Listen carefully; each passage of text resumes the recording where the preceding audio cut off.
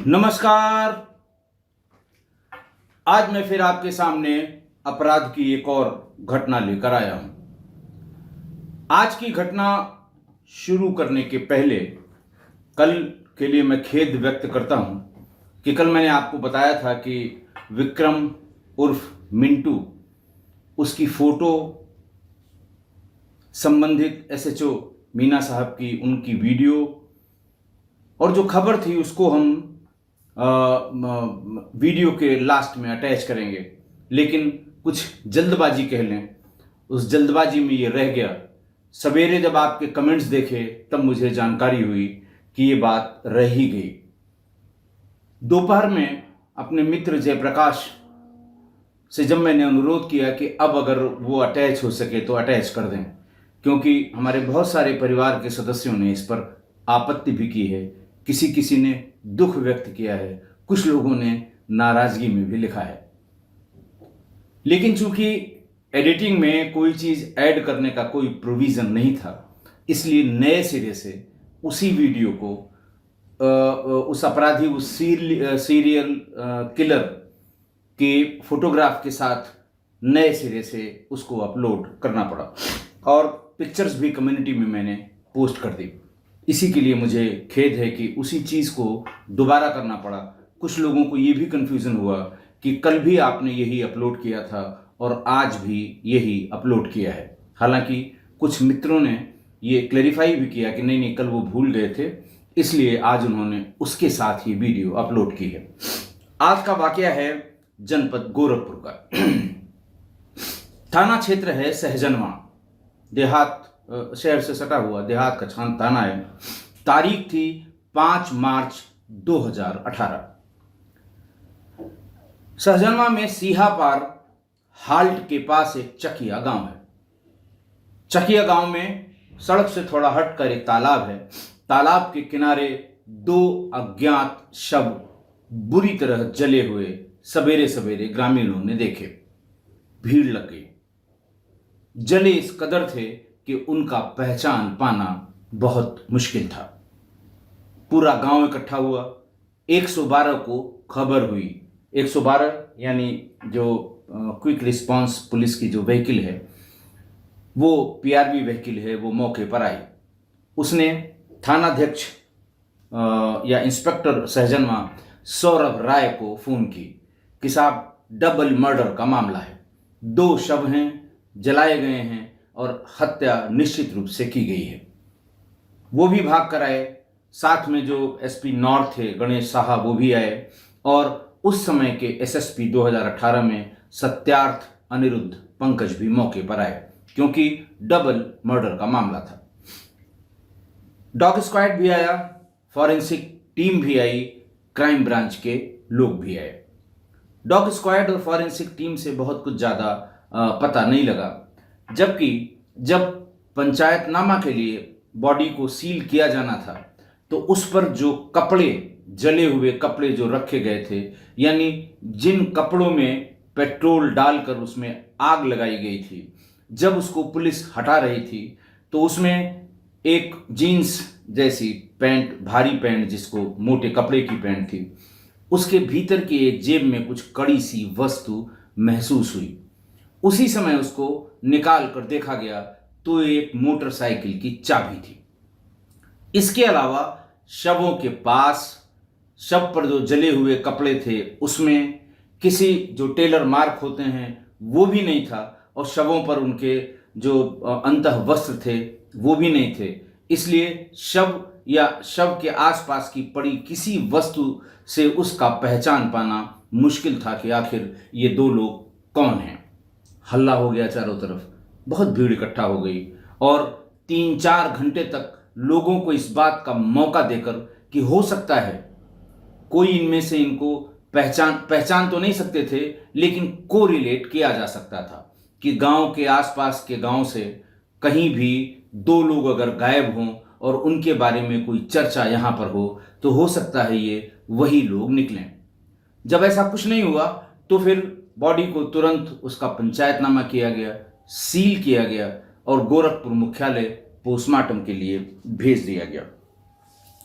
चूंकि लाश अज्ञात थी, इसलिए पोस्टमार्टम को भेजते समय इंस्पेक्टर सौरभ राय ने एक रिक्वेस्ट नोट भी उसके नीचे लिखा था कि चूंकि लाश अज्ञात हैं, दोनों लाशें अज्ञात हैं, इसलिए डीएनए सैंपलिंग जरूर कर ली जाए, ताकि कल को अगर कोई क्लेम करे या पुलिस सही जगह तक पहुंच जाए तो ये इस्टेब्लिश करने में आसानी हो कि इनकी पहचान दरअसल क्या थी।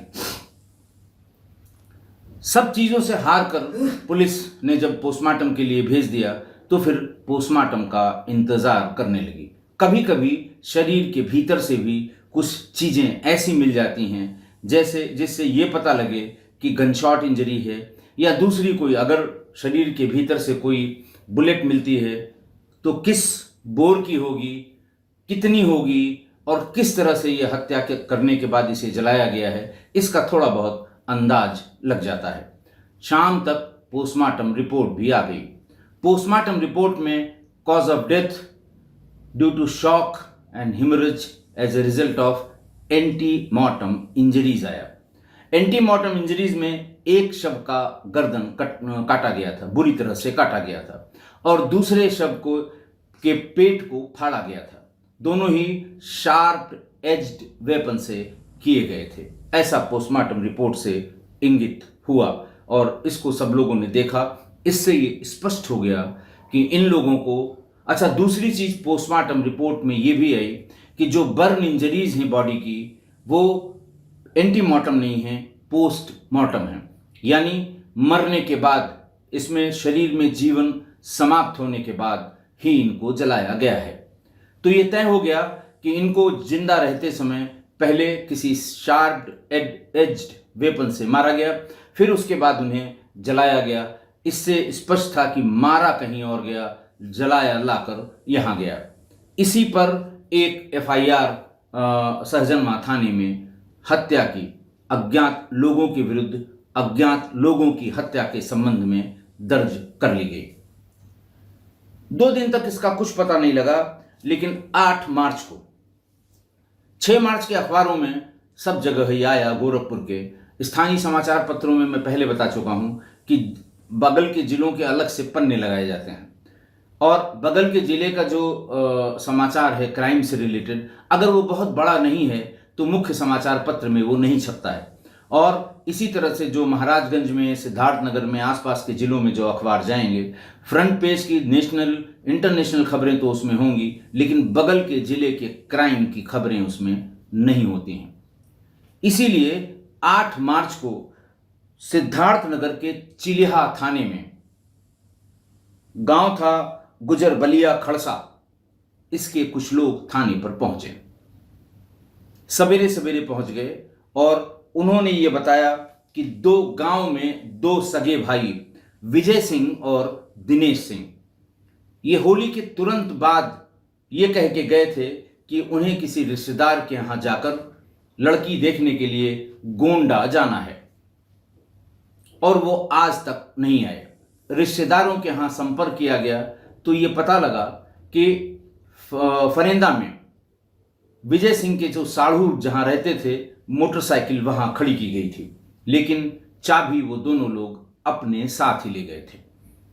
उसके बाद से वो कहां गए, ट्रेन से गए, किसी गाड़ी से गए, बस से गए, इसके बारे में वो साढ़ू वीर सिंह कुछ भी नहीं बता पाए। बहरहाल वहां पहुंचने पर चिलिहा थाने में दोनों की गुमशुदगी लिख ली गई। गुमशुदगी लिखने के बाद होना यह चाहिए था कि थाने को भी इस अज्ञात लाश की वायरलेस सूचना गई होगी। थाने पर किसी मुंशी ने इस सूचना को, जब सीक्यू हुआ होगा तो इस सूचना को नोट भी किया होगा। नोट करने के बाद अपने थाने के कर्मचारियों को नोट भी कराया होगा, लेकिन किसी ने भी गुमशुदगी लिखाने आए उन व्यक्तियों को यह नहीं बताया कि इसी तरह की 2 अज्ञात लाशें गोरखपुर में सहजनवा थाना क्षेत्र में मिली हैं, सीहीपार हॉल्ट के पास। अपनी गुमशुदगी का कागज लेकर वो लोग वापस गए सिद्धार्थनगर के चिलिहा थाने में। बाहर जाकर वहां कुछ लोगों से यूं ही बातचीत करने में, क्योंकि उनकी मंशा ये थी कि ऐसा न हो पुलिस ने इनको बंद कर रखा हो, तो बाहर जो लोग घूमते रहते हैं, जिन्हें दलाल कहा जाता है, वो आते जाते व्यक्तियों को टोकते हैं कि किस काम से आए हैं या किस काम से आप थाने में आए थे, अब जा रहे हैं। जरूर टोकते हैं कि शायद उनका भी कुछ 2-4 पैसे का भला हो जाए।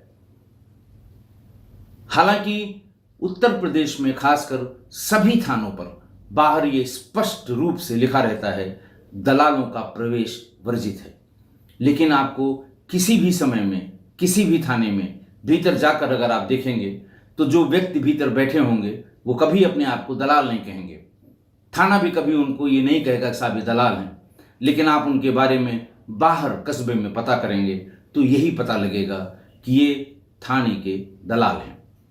बहरहाल बाहर जिन लोगों ने उनसे पूछताछ की, इन्होंने पूरी बात बताई कि साहब ऐसे ऐसे हमारे 2 सगे भाई विजय सिंह और दिनेश सिंह होली के ठीक दूसरे दिन से गायब हैं। हम उसी की गुमशुदगी लिखाने आए हैं। उनमें से किसी ने कहा कि भाई एक अखबार में गोरखपुर के ये छपा है कि वहां 2 अज्ञात लाशें मिली हैं। थाना मैं मिस कर रहा हूं। थोड़ी देर में आसपास हाथ मारने पर किसी दुकान से वो एक दिन 6 तारीख का, एक दिन पहले 8 को आए थे, 2 दिन पहले का यानी 6 मार्च का एक अखबार उनके हाथ लग गया और उन्होंने दिखाया कि सहजनवा के सिहीपुर हाल्ट के पास तालाब के किनारे 2 डेड बॉडीज मेल वहां पर मिली हैं। आप लोग जाकर उसे देख सकते हैं। इतनी जानकारी पाते ही इन दोनों के परिजन और गांव के लोग सिद्धार्थ नगर से फौरन गोरखपुर के लिए रवाना हो गए। गोरखपुर पहुंचे तो ये पता लगा 78 घंटे तक जो लाश रखी जानी है वो अभी भी 78 घंटा बीत जाने के बाद रखी हुई है, इस इंतजार में कि कोई एनजीओ आए तो इनका अंतिम संस्कार करे। बहरहाल लाश को परिजनों ने देखा, लेकिन लाश से वो पहचान नहीं पाए। सहजनवा थाने पर संपर्क किया। सहजनवा थाने वालों ने भी बताया कि साहब इनकी बॉडी पर कोई भी पहचान का चिन्ह नहीं था। बस एक चीज थी, उनके जले हुए कपड़ों में जो जेब का हिस्सा होता है उसमें मोटरसाइकिल की एक चाबी थी जो थाने पर सील करके रखी हुई है। सारे परिजन और गांव के लोग तुरंत सहजनवा थाने पहुंचे। चाबी के लिए उन्होंने पूछा, क्योंकि उन्हें पता था कि गाड़ी बड़े वाले भाई विजय सिंह के साढ़ू वीर सिंह के यहां खड़ी थी। फोटोग्राफ उसकी जो ले ली गई थी वो दिखाई गई, उससे उन्होंने पहचाना कि ये चाबी विजय की ही मोटरसाइकिल की है। बहरहाल पुलिस ने उसको सीलबंद जो था उसको ड्यू परमिशन के बाद खोलकर और उसे चेक करने के लिए पुलिस अपने साथ गई और फरेंदा में उनके साढ़ू वीर सिंह के यहाँ खड़ी उस मोटरसाइकिल में उसकी चाबी लगाई तो वो उसी की चाबी थी। पेट्रोल टंकी की चाबी और जो स्टार्ट करने वाली चाबी, दोनों से वो दोनों चीज़ें खुल गईं। स्पष्ट हो गया कि मृतकों में एक बड़ा भाई विजय सिंह है और एक छोटा भाई दिनेश सिंह है। खैर एफआईआर जो पहले से लिखी हुई थी उसको और तरमीम किया गया और इन लोगों की जो सूचना थी उसके साथ उसको जोड़ा गया।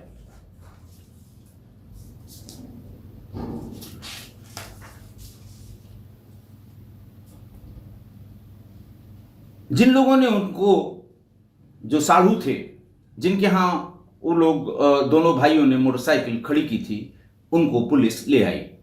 वीर सिंह को, वीर सिंह से पूछताछ शुरू हुई। वीर सिंह से पूछा गया वो कब आए थे, कितने बजे आए थे, कब गाड़ी खड़ी की थी दोनों ने।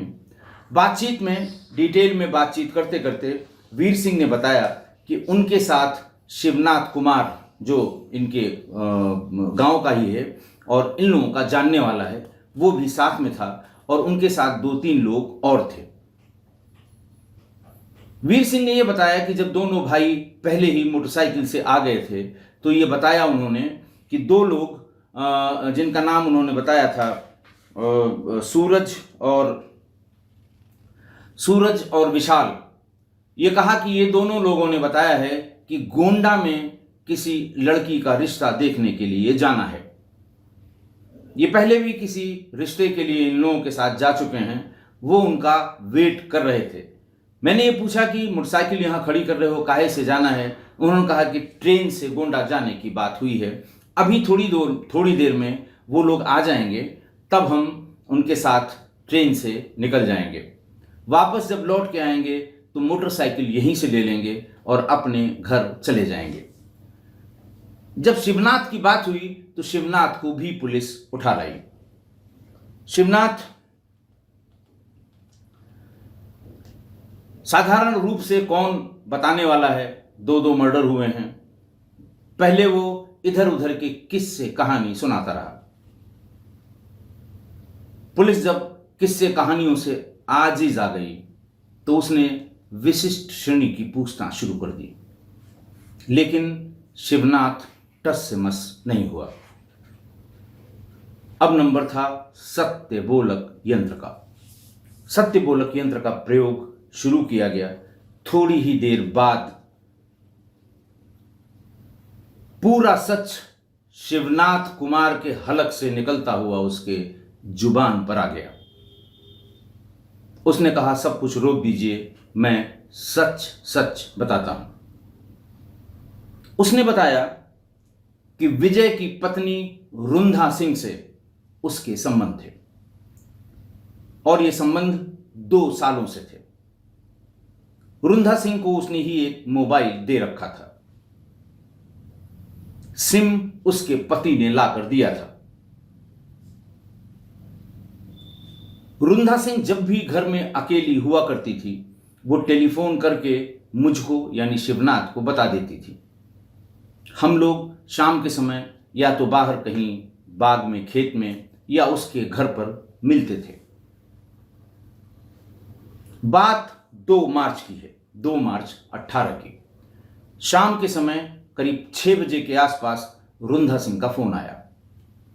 उसने बताया कि ये दोनों भाई यानी विजय और दिनेश ये गांव में ही कहीं पर इंगेजमेंट, गोद भराई की कोई सेरेमनी है, उसमें गए हैं, जिसमें शराब पीने का भी कार्यक्रम है। दोनों भाइयों को शराब पीने की आदत थी। उसने बताया ये दोनों पहले खूब पिएंगे, फिर खूब खाएंगे, आने में देर रात हो जाएगी। ये सब बात कर ही रहे थे और अपने साथ जब शिवनाथ को इतना पता लगा कि ये तो रात में 12-1 बजे तक लौटेंगे, तो वो भी अपने शराब का और उसके साथ नॉनवेज का इंतजाम करके रुंधा के यहाँ पहुंच गया। लेकिन 2 ही घंटे बाद दोनों भाई विजय और दिनेश वापस आ गए। दरवाजे के पास उनकी आहट और आवाज, चूंकि वो भी शराब पिए हुए थे, आहट और आवाज सुनकर शिवनाथ तो पीछे की दीवार फांद कर निकल भागा। दोनों भाई घर के भीतर आए।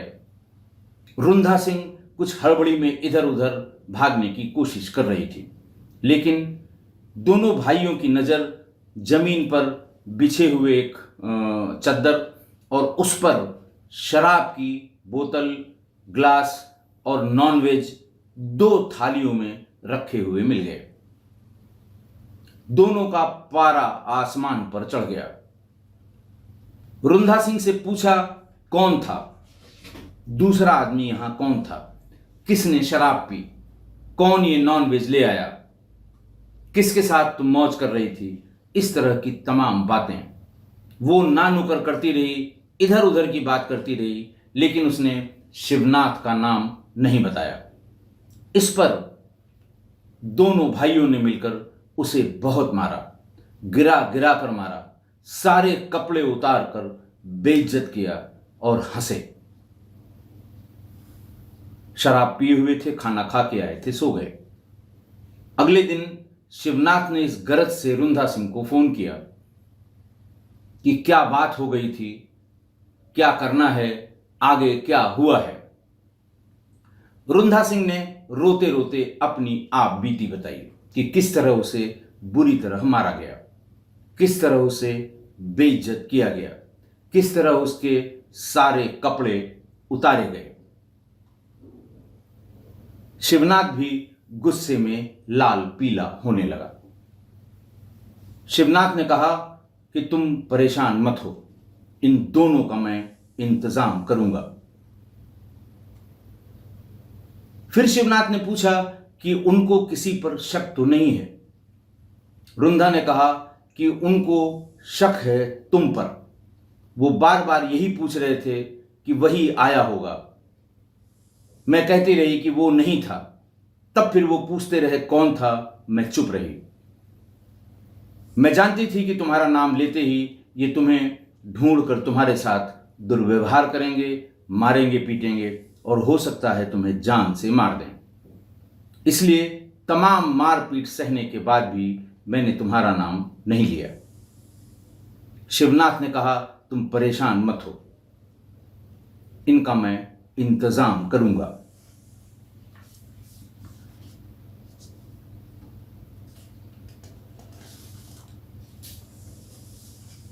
चार मार्च को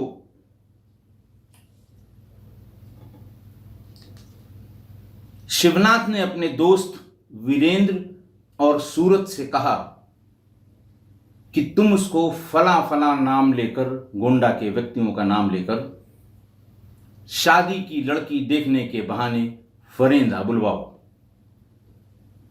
मैं वहां जाऊंगा, वो शक करते हैं मुझ पर, तो वो कभी नहीं आएंगे। सूरज और वीरेंद्र ये दोनों पहले भी शादी देखने के सिलसिले में दोनों भाइयों के साथ और कभी दिनेश के साथ अकेले लड़की देखने वालों के घर जा चुके थे। वीरेंद्र और सूरज ने कहा कि शाम को 4 तारीख की शाम को फरेंदा आ जाना। फरेंदा से हम लोग गाड़ी से गोंडा चलेंगे। फला के यहाँ की लड़की है, लड़की देखने हम लोग साथ चलेंगे। बात अगर बन गई तो इसी महीने में हम लोग तुम्हारी शादी तय कर देंगे। दोनों भाई मोटरसाइकिल से फरेंदा पहुंच गए। विजय ने अपने साढ़ू के यहां मोटरसाइकिल खड़ी कर दी, चाबी अपने पास रख ली। साढ़ू ने पूछा कहाँ जाना है। उसने कहा हम लोगों को ट्रेन से गोंडा जाना है। वीरेंद्र और सूरज अभी थोड़ी देर में पहुंच रहे हैं। एक नाम भी जो उन्होंने बताया कि फला के यहाँ की लड़की है, उन लोगों ने कहा होगा लड़की देखने के लिए कहा है, आज चलेंगे, कल सुबह पहुंच जाएंगे, कल लड़की देखकर शाम तक वापस आ जाएंगे। मोटरसाइकिल यहीं खड़ी हुई है। थोड़ी देर में वीरेंद्र और सूरज भी आ गए, लेकिन वो एक कार से आए थे, एक गाड़ी से आए थे। इन दोनों के उतरते ही साथ में शिवनाथ भी उतरा। शिवनाथ को देखकर दोनों भाई विजय और दिनेश बिदके और शिवनाथ से पूछा कि तुम परसों क्या मेरे घर आए थे भाभी से मिलने? तो उसने कहा कि मैं तो 2 दिन से गोरखपुर में हूं, मैं गांव की तरफ गया ही नहीं। मुझे तो आज विशाल, जिसकी ये गाड़ी है, उसने ये बताया कि दिनेश के लिए लड़की देखनी है गोंडा जाने के लिए, तो मैं उसी की गाड़ी से चला आया, वरना अभी 2 दिन और मेरा गोरखपुर में काम था, मैं वहीं पर रहता। इस पर दोनों भाइयों ने कहा कि लेकिन विशाल और सूरज और वीरेंद्र ने मुझे कहा है कि हम लोग फला ट्रेन से चलेंगे। इस पर शिवनाथ ने कहा कि ट्रेन से जाना, 2 घंटे बाद ट्रेन आएगी, सुबह तक पहुंचेगी, फिर उनके घर जाना, फिर वहां से रात की ट्रेन का इंतजार करना, बहुत टाइम लग जाएगा। 2 दिन पूरे खराब होंगे। हम गाड़ी ले आए हैं, विशाल की गाड़ी है, तेल हम भरवा देंगे, इसी गाड़ी से चलते हैं, शाम तक पहुंच जाएंगे, आराम करेंगे, सवेरे लड़की देखेंगे, दोपहर बाद तक घर पहुंच जाएंगे। सब लोगों ने बात मान ली। शिवनाथ, वीरेंद्र, सूरज, दिनेश और विजय गाड़ी में बैठ गए। विशाल गाड़ी को चला रहा था। जब ये लोग महाराजगंज पहुंचे तो वहीं कोल्हुई में शराब का ठेका है। उन्होंने कहा कि अब अभी थोड़ी यहां पी लेते हैं, फिर फला के यहां जब पहुंचेंगे गोंडा में तो खाना वहां खा लेंगे, क्योंकि नई रिश्तेदारी का मामला है, वहां जाकर शराब पीना ठीक नहीं है। सभी राजी हो गए। दिनेश और विजय तो वैसे भी शराब के थोड़े लालची थे। सब लोगों ने वहां ठेके पर छक कर पी।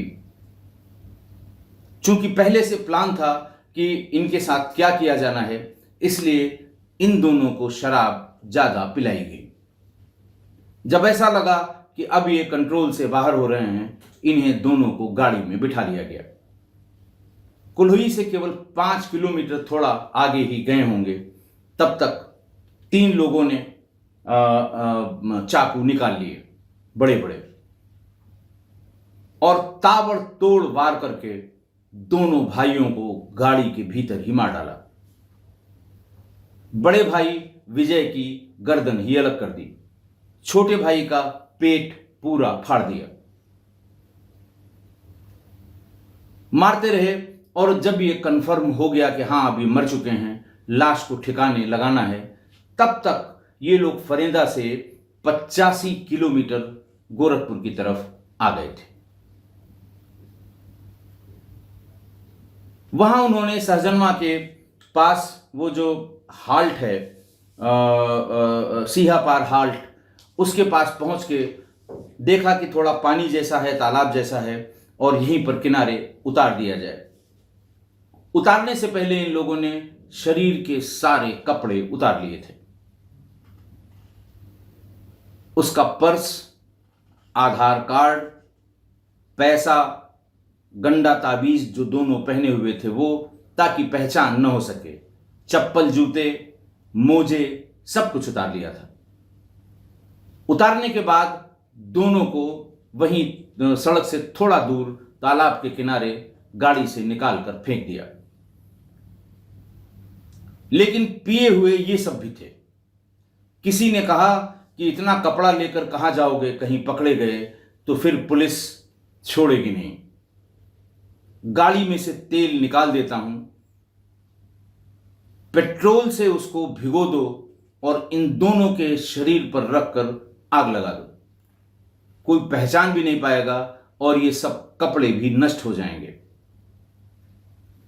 कागज पत्तर आगे ले जाकर किसी नदी या नाले में फेंक देंगे, कोई सबूत कहीं नहीं मिलेगा, कोई पहचान नहीं पाएगा। शराबियों के बीच की यह राय तुरंत मान ली गई। विशाल ने अपनी गाड़ी में से, अपनी कार में से तेल निकाला। बोतल में निकाले हुए तेल से सारे कपड़े भिगो दिए। दोनों के शरीर में सिर से पैर तक वो पेट्रोल से भीगे हुए कपड़े रख दिए। सभी तैयार होकर गाड़ी में बैठ गए कि जैसे ही आग लगे यहां से भाग लेना उचित होगा, क्योंकि हो सकता है आग देखकर आसपास कोई उठे, आकर देखने का प्रयास करे। शिवनाथ को छोड़कर सभी गाड़ी में बैठ गए। शिवनाथ ने माचिस दिखाकर दोनों के ऊपर रखे हुए पेट्रोल से तर कपड़ों में आग लगा दी और उसके बाद वहां से भाग निकले। पूरी बात बताने के बाद विशाल को छोड़कर सभी की गिरफ्तारी कर ली गई। रुंधा देवी जो मृतक विजय यानी बड़े भाई की पत्नी थी, उसको शिवनाथ, वीरेंद्र और सूरज, इन सब की गिरफ्तारी हुई। 14 मार्च 2018 को एसपी नॉर्थ गणेश साहा ने पुलिस लाइन गोरखपुर में एक प्रेस कॉन्फ्रेंस की। चूंकि फॉलोअप में बराबर 2 अज्ञात लाशों में पुलिस की विफलता की कहानी छपती रही थी, इसलिए बड़ी संख्या में प्रेस रिपोर्टर भी इकट्ठा हुए। इन सभी को, रुंधा देवी सहित सभी को प्रेस के सामने उपस्थित भी कराया गया। पूरी बात बताई गई और घटना का कारण पूछा गया। जिसको जो डाउट था वो इन तीनों ने, शिवनाथ, वीरेंद्र और सूरज मधेशिया नाम था, सूरज मधेशिया ने उसको भी बता दिया। एसएसपी सत्यार्थ अनिरुद्ध पंकज, उन्होंने इस ब्लाइंड मर्डर को, एकदम अज्ञात हत्या को, जिसमें पहचान का कोई चिन्ह नहीं था, कोई कारण नहीं था, इसको अच्छी तरह से विवेचना करके वर्कआउट करने पर इंस्पेक्टर सहजनवास, सौरभ राय और उनकी टीम को 15,000 रुपये उसी प्रेस कॉन्फ्रेंस में 15,000 रुपये से पुरस्कृत किया।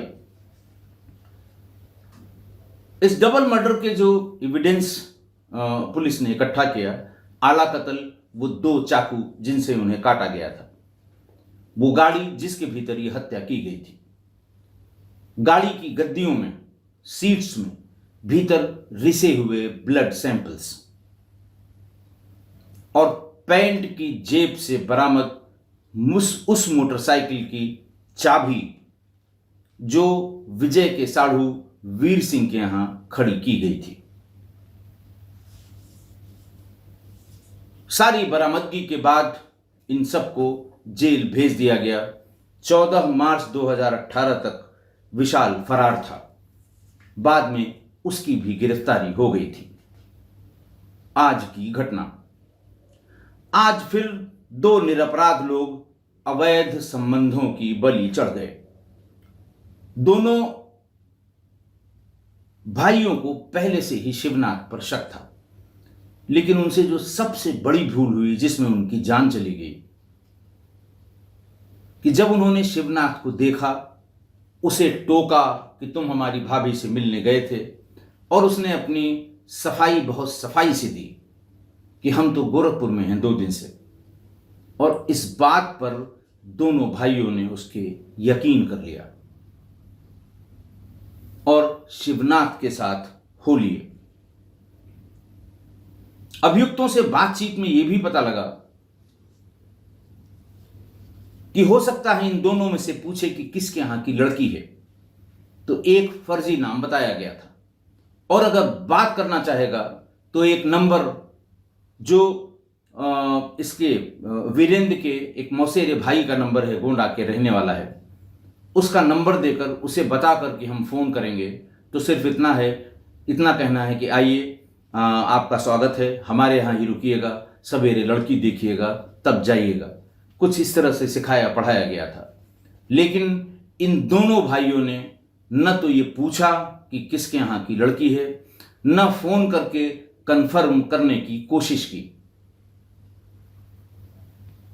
ये बात भी उनके पार्ट पर बहुत ही लापरवाही भरी थी। रुंधा सिंह का क्या कहना,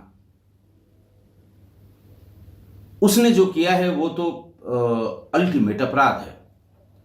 अपने पति और देवर की हत्या करा दी सिर्फ इसलिए कि शिवनाथ से उसके अवैध संबंध जारी रहें, चलते रहें, रुके नहीं, बंद न हो, कोई टोके नहीं, कोई रोके नहीं। क्या मानसिकता है, क्या सोच है।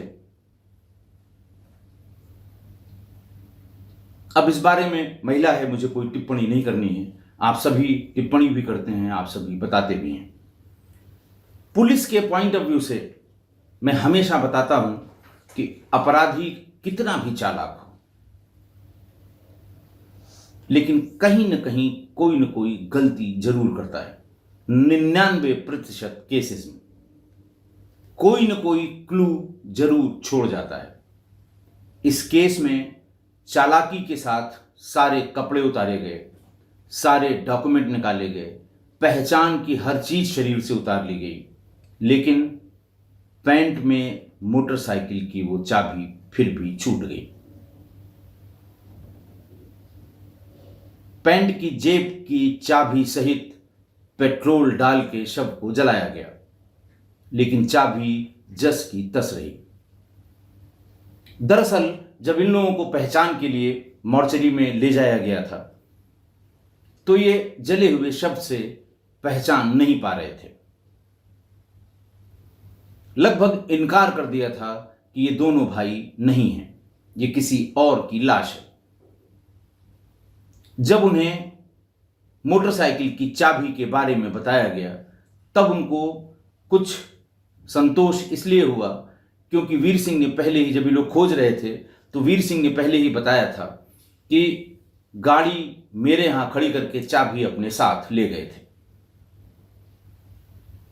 फिर उस चाबी से जब मोटरसाइकिल को खोला गया तो वो उसी की चाबी थी। तब इन लोगों को यकीन हो गया या ये बिल्कुल कन्फर्म हो गए कि ये डेड बॉडी उन्हीं दोनों भाइयों की है। हालांकि अगर वो न भी मानते और ये पूरा मामला लावारिस में निपट गया होता, फिर भी जब कभी भी पुलिस वहां तक पहुंचती तो डीएनए सैंपल पोस्टमार्टम के बाद सुरक्षित रखे हुए थे। डीएनए मैपिंग होती और तब पता लगता कि ये दोनों सगे भाई हैं। पुराने और एक्सपीरियंस्ड पुलिस अफसर, पुराने, अगर आप मेमोयर्स पढ़ें पुराने और एक्सपीरियंस्ड पुलिस ऑफिसर्स के, बहुत से उपलब्ध हैं नेट पर, तो वो यही कहते हैं कि ज्यादा से ज्यादा समय सीन ऑफ क्राइम पर, यानी घटना स्थल के निरीक्षण में, सीन ऑफ क्राइम के इंस्पेक्शन में किसी भी पुलिस अफसर को लगाने चाहिए, चाहे वो जिस रैंक का हो, सब इंस्पेक्टर हो, इंस्पेक्टर हो, हेड कांस्टेबल हो, डीएसपी हो, एडिशनल एसपी हो, आईपीएस अफसर हो। ज्यादा से ज्यादा समय सीन ऑफ क्राइम के इंस्पेक्शन में लगाना चाहिए, क्योंकि ये मानना है और ये मेरा भी मानना है, मेरा भी एक्सपीरियंस है कि अपराधी कितना भी चालाक हो, लेकिन कोई न कोई क्लू वो जरूर ऐसा छोड़ जाता है कि आप जब परसू करेंगे तो अपराधी तक पहुंच जाएंगे। आशा है आप मेरी इस बात से सहमत होंगे। आज के लिए इतना ही। बहुत बहुत धन्यवाद।